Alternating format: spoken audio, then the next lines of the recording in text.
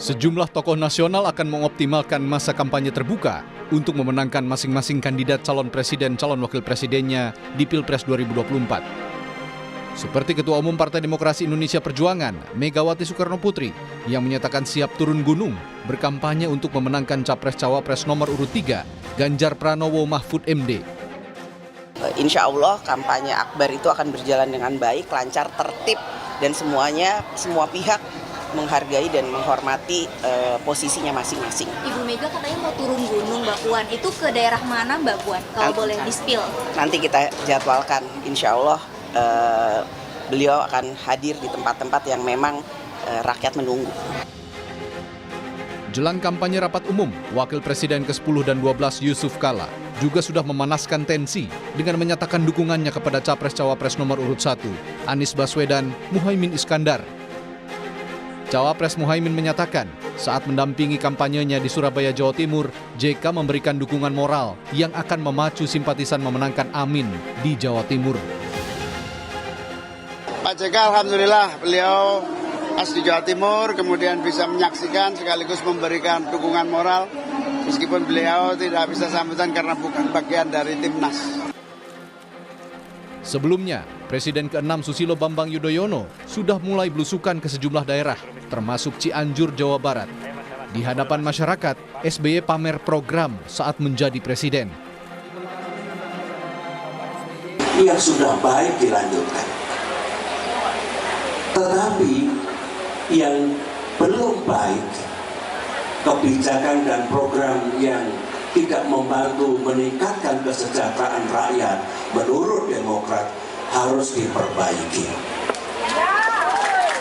Harus dilakukan perubahan. Gubernur Jawa Timur Hovifah Indar Parawansa juga sudah menyatakan dukungannya pada Capres-Cawapres nomor urut 2 Prabowo Subianto, Gibran Rakabuming Raka. Bahkan Hovifah sudah tercatat dalam struktur tim kampanye nasional Prabowo Gibran. Saya mendukung paslon nomor 2 dan saya siap menjadi Cergamnas. Saya siap masuk TKN. Apa yang menjadi regulasi saya akan mengikuti. Jadi kalau kita turun kayak Pak Wagub ini kan cuti. Nah, saya juga akan mengikuti sesuai dengan SOP yang ada. Analis komunikasi politik menilai, turun gunungnya sejumlah tokoh nasional penting, termasuk tokoh veteran, karena pemilih yang tergolong masyarakat awam masih melihat sosok sebagai faktor penentu dalam konteks keterpilihan Capres-Cawapres. Ya, kemudian di bawah yang besar, separuh lebih itu namanya masyarakat awam atau masyarakat yang kerap kali melihat tokoh atau sosok. Tapi tidak sekedar tokoh atau sosok, melainkan juga penguasaan yang disebut dan basis-basis teritori yang disebut dan canvassing atau micro-targeting atau sebut aja door-to-door campaign, kampanye yang basisnya adalah dari satu area, dari rumah ke rumah, dari tempat strategis, dari komunitas, begitu.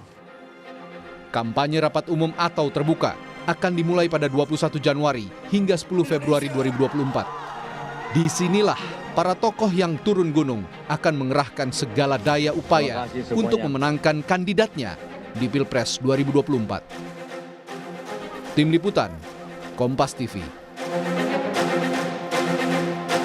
Lalu sejauh mana kontribusi para tokoh politik veteran nasional ini untuk memenangkan kandidat Capres-Cawapres pilihannya?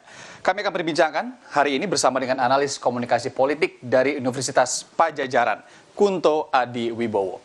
Selamat sore, Mas Kunto. Terima kasih sudah bergabung bersama Rumah Pemilu Kompas TV. Mas Kunto, jadi kalau melihat pola komunikasi para tokoh-tokoh dalam tanda kutip senior yang akan turun gunungin atau yang sudah turun gunung beberapa waktu ini dalam proses politik pemilu 2024, apa fenomena yang Anda lihat dan yang bisa Anda baca? Oke, ini saya seperti deja vu ke pemilu 2004 ya Mas ya. 20 tahun yang lalu kan ya ada Pak SBY, ada Pak JK, ada Bu Megawati. Jadi ini semacam flashback 20 tahun yang lalu tiba-tiba kita ada di sini dan tiga tokoh bangsa ini kemudian turun. Halo?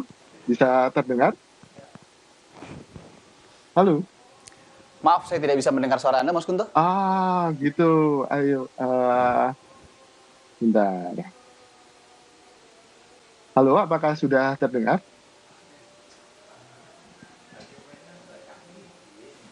Halo, saya lanjutkan mungkin ya. 20 tahun yang lalu dan kemudian Ya, sorry. Pak. Halo, apakah sudah terdengar suara saya?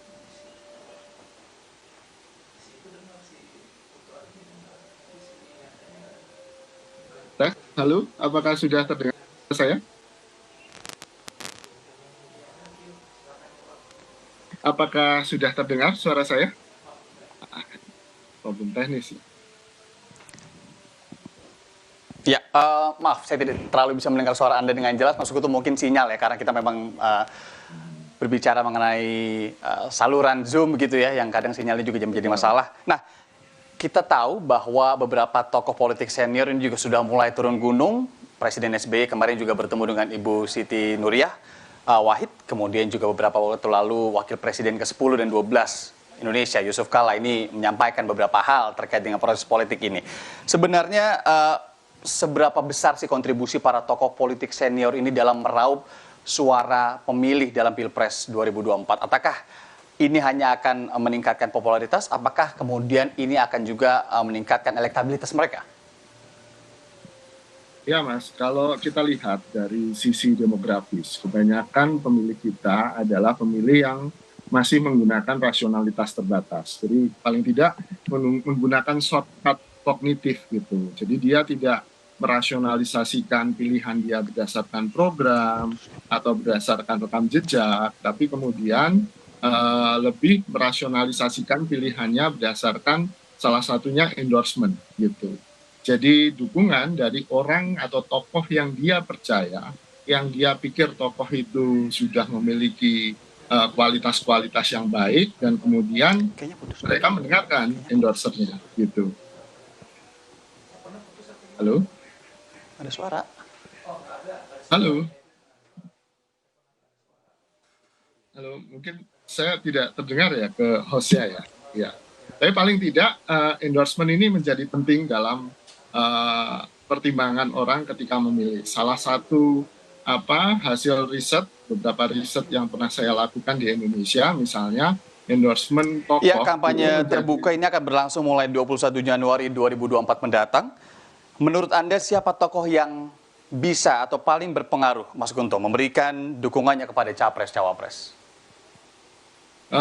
Kalau tokoh yang berpengaruh tentu saja tokoh seperti Presiden Jokowi itu masih sangat berpengaruh karena dia masih berkuasa, dia punya kekuatan politik yang besar, dan pemilih pun punya kepercayaan yang besar ke Pak Jokowi. Tapi kemudian ada presiden-presiden yang di masa lalu, Pak SBY, Bu Mega, wakil presiden di masa lalu yang cukup dikenal oleh masyarakat dan masih menjadi tumpuan gitu kan, masih menjadi harapan. Mereka masih dipandang sebagai tokoh-tokoh bangsa yang kemudian memiliki rasionalitas yang bagus, cara berpikir yang bagus, sehingga banyak orang yang kemudian mendengarkan apa yang disarankan oleh tokoh-tokoh ini.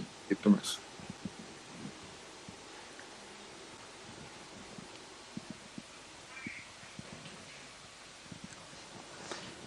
Ya, Mas Gunto, seberapa atau mengapa masyarakat pemilih di Indonesia ini masih sangat mempertimbangkan kemudian sosok-sosok tokoh-tokoh politik senior yang kemudian ini kalau kita tahu berada di beberapa atau berada di capres-capres atau kandidat capres-cawapres yang berbeda. Kemudian juga bagaimana sih Anda melihat pentingnya komunikasi-komunikasi politik dari para tokoh politik veteran atau senior kita ini? Iya Mas. Kalau kita lihat jenis ya, mencari informasi, kemudian menimbang-nimbang informasi itu baik buruknya di mana, melihat program, visi misi tokoh gitu kan. Tapi kan untuk melakukan itu butuh waktu, butuh tenaga yang besar gitu kan. Dan saya yakin mayoritas penduduk di Indonesia punya permasalahan dengan tingkat pendidikan yang rendah, literasi yang rendah, kemudian sumber informasi yang terbatas, dan akhirnya mereka akan lebih mengandalkan apa yang disarankan oleh tokoh-tokoh yang sudah mereka percaya di masa lalu gitu kan, tokoh-tokoh yang punya kesan bagi dia, dan akhirnya itu menjelaskan mengapa endorsement dari tokoh-tokoh ini punya efek yang luar biasa, terutama pada masyarakat lapisan menengah ke bawah gitu, atau tadi yang menggunakan rasionalitas terbatas lah istilahnya. Lalu kemudian kalau bentuk komunikasi politiknya sebagai endorser tentu saja yang dibutuhkan adalah kesaksian gitu.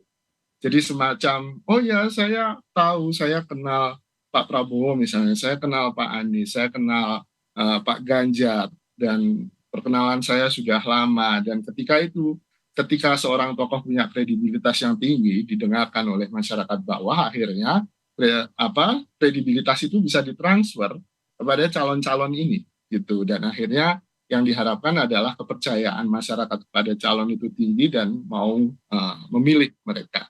Mungkin begitu sederhananya. Ya, Mas Kunto, terakhir, seberapa besar kemudian kontribusi para tokoh yang akan turun gunung ini untuk tentunya mendongkrak elektabilitas ketiga capres-cawapres yang tengah berkompetisi? Apakah menjadi penting sekali, apalagi nanti akan ada kampanye terbuka begitu, atau sebenarnya bisa untuk tidak memanfaatkan itu? Ya, menurut saya sekarang semua cara perlu dilakukan, terutama cara-cara yang halal ya, cara-cara yang legitimate, dan salah satunya ya menggunakan endorsement ini, menggunakan endorser ini. Dan kalau saya lihat ini yang menarik kan begini, Pak JK hanya mengendorse untuk capres, tapi tidak partai. Pak SBY kelihatannya lebih mengendorse partainya daripada capresnya, kan? Sedangkan Bu Mega lebih mengendorse baik partai dan capres gitu kan. Jadi kita bisa lihat bagaimana beragamnya cara endorsement ini. Dan kalau ditanya efek, menurut saya efek Pak SBY ke partainya mungkin agak lebih besar ya, karena di situ ada asosiasi yang lekat sekali antara Pak SBY dengan partainya. Demikian juga Bu Mega dengan partainya. Tapi seperti Pak JK ke Caimin atau ke Pak Anies, mungkin agak repot, tapi itu bisa jadi sesuatu yang bagus, karena kan Pak JK dipercaya oleh Golkar, dipercaya oleh mereka yang memilih Golkar di Indonesia Timur, yang mungkin bisa jadi suara baru yang masuk ke pasangan Anies Muhaimin ini, Mas. Gitu. Ya, jadi apakah kemudian bisa disimpulkan, Mas Kunto, bahwa suara-suara tokoh dalam tanda kutip senior ini juga masih tinggi dan dipertimbangkan oleh masyarakat atau dari sisi komunikasi politik jika memang ingin mengkomunikasikan dukungan-dukungan? Iya, Mas. Dalam kontribusinya, saya pikir kontribusinya sangat besar. Terutama tadi pada segmen masyarakat yang masih menggunakan rasionalitas terbatas. Ketika mereka punya keterbatasan dalam mengumpulkan informasi, menimbang-nimbang informasi secara mandiri, maka endorser ini bisa jadi tipping point-nya gitu. Ketika timbangan di kepala kita itu bisa kemudian endorser bisa memperberat pilihan kita pada satu capres atau bisa pada satu partai. Dan menurut saya di Indonesia kontribusinya masih sangat besar, Mas. Gitu. Masih sangat besar, apalagi kemudian ini dijadikan fenomena endorser, dan kita 29 hari lagi juga menuju ke pemilu 2024. Tentu ini juga menjadi penting bagi masyarakat untuk menilai juga ya, tidak hanya kemudian melihat sosoknya, tapi nilai-nilai yang kemudian dibawanya juga, dan tentunya pada akhirnya visi misi dan program kerja mereka. Analis komunikasi politik dari Unpad, Mas Kunto Adiwibowo. Terima kasih Mas Kunto, semoga kita bisa ngobrol-ngobrol lagi di lain waktu. Terima kasih atas masukan dan analisis Anda.